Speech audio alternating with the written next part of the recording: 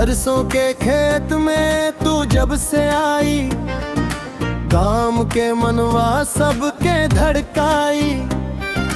अंगना के दुआरा हवा भी रुक जाला, तोहरे मुस्की पर चांद भी झुक जाला।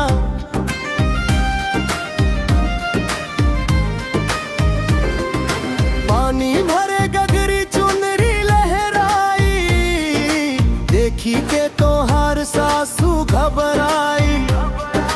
हमरा नैनन में बस गेलस बसार, तू हंस दिहल साहिल गइल संसार।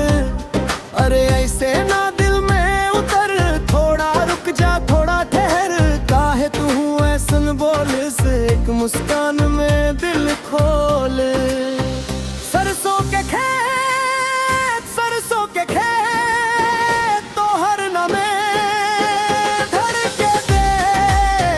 सरसों के खेत, सरसों के खेत, आजा इस ना हमरे में। सरसों के खेत, सरसों के खेत।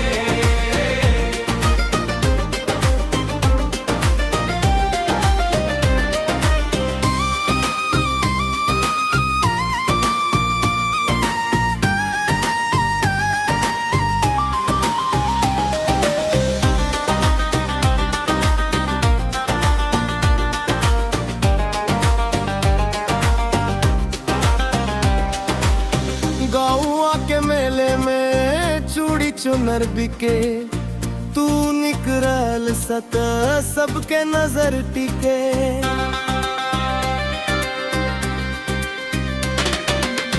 गजरी के धुन पर पायल छनकावे, हमके देख के नखरा दिखावे। सपना जैसन तोहार इतना रूप, जैसे आसमान में उतरल धूप।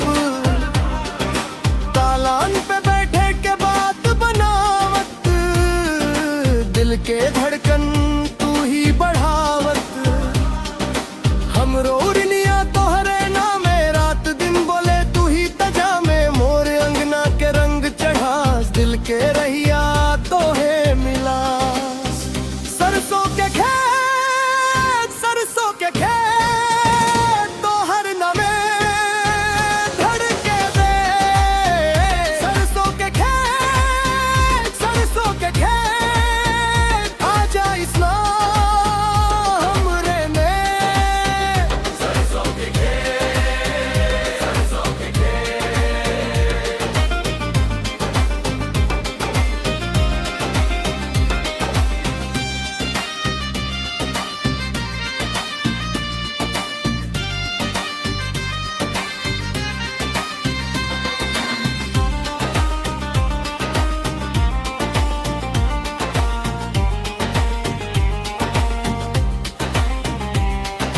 रात भर बैठल चांद गिनब हम, तोहरे नैना में सपना चुनब हम।